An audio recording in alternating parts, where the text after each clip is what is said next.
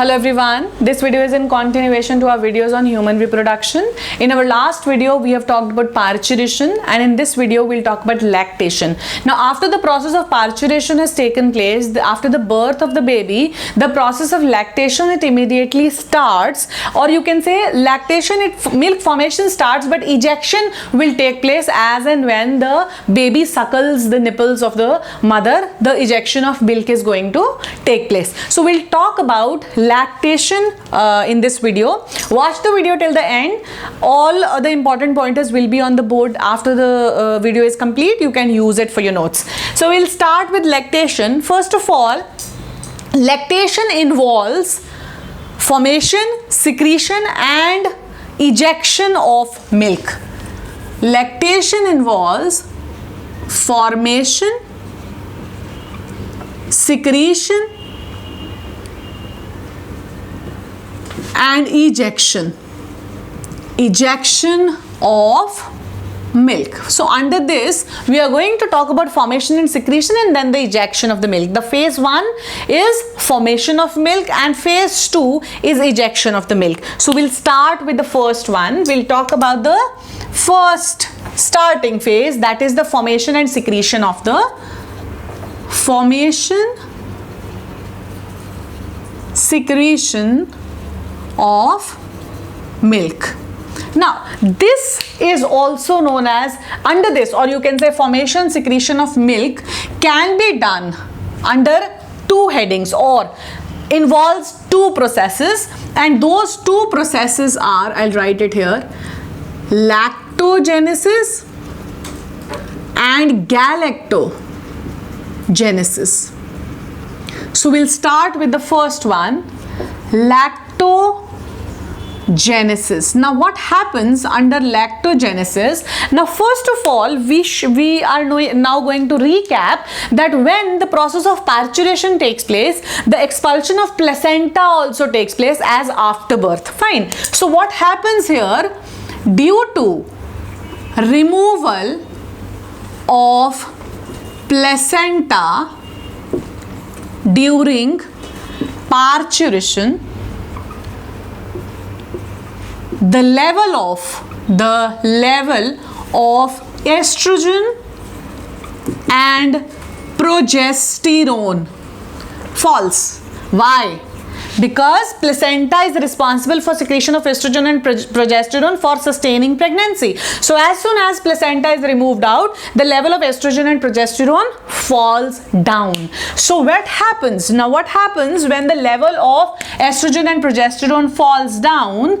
It leads to, or you can say it stimulates pituitary to produce hormone prolactin. Now this prolactin hormone is responsible for formation of milk, a very important hormone, prolactin. Herein we have done that the level of estrogen and progesterone falls, which stimulates pituitary to secrete prolactin. Now when prolactin is produced, this prolactin it stimulates. Now further, prolactin stimulates the alveoli of mammary glands to produce milk. Now this happens when the prolactin is produced, it stimulates alveoli of mammary glands to produce milk.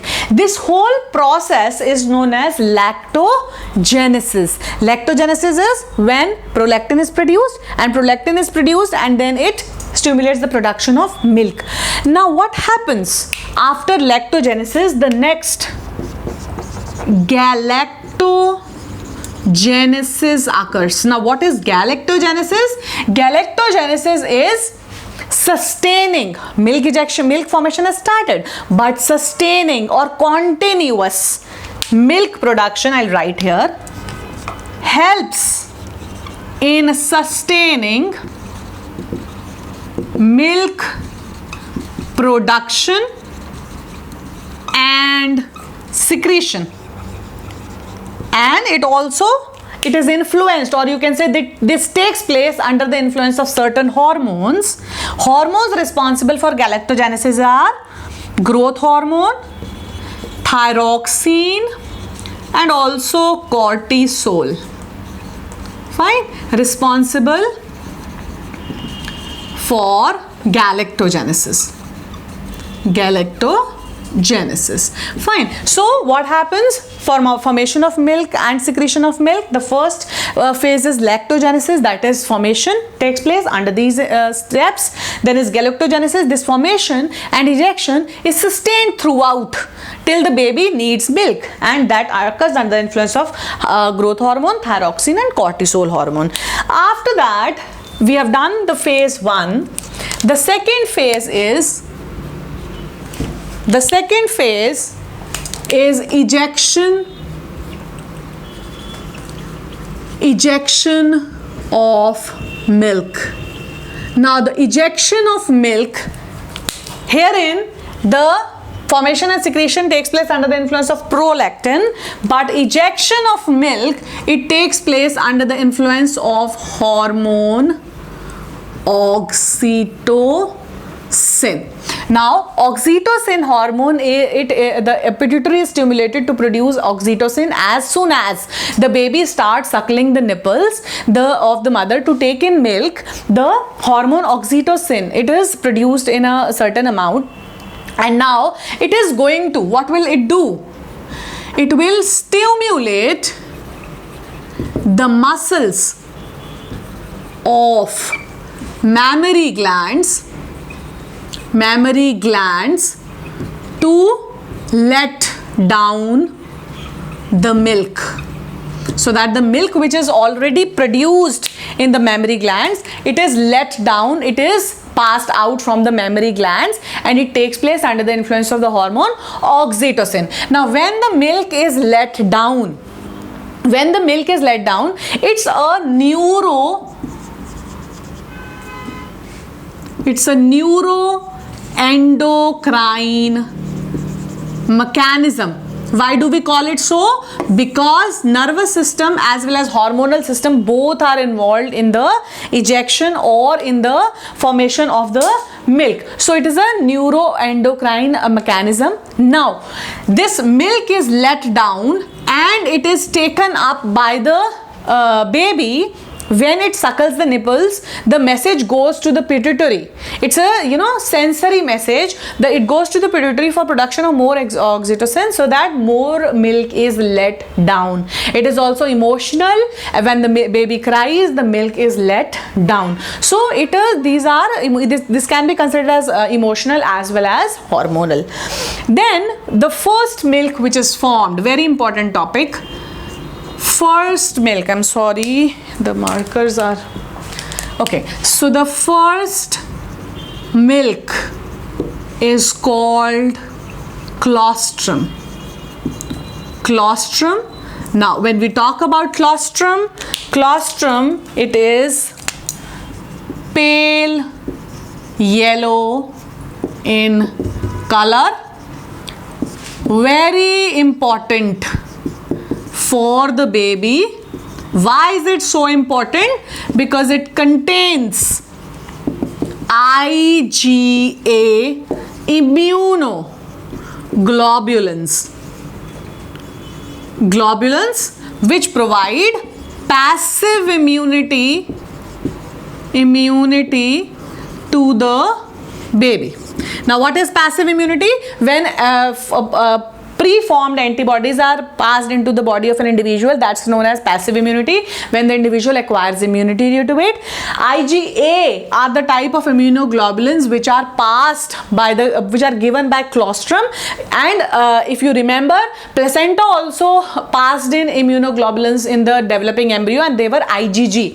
So these immunoglobulins, they help provide immunity to the baby for some time till it starts forming its own antibodies. So colostrum is the first milk which is very important for the babies to provide them passive immunity.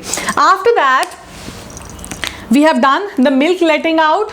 Milk letting out is a neuroendocrine reaction wherein when the suckling of the nipple takes place by the baby, the milk is let down. A message goes to the brain to secrete more oxytocin so that the milk is let down.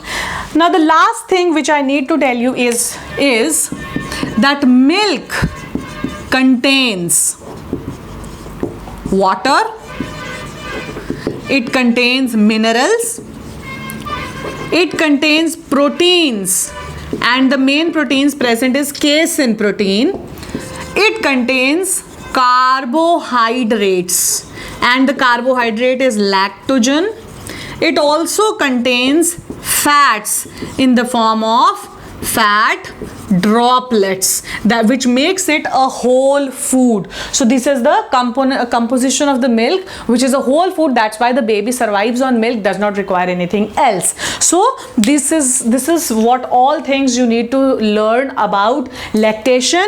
We have discussed the two phases. First is formation and secretion, and then the ejection. Formation and secretion under the influence of prolactin, ejection under the influence of oxytocin, and then how do they take place. We have discussed about lactogenesis and galactogenesis.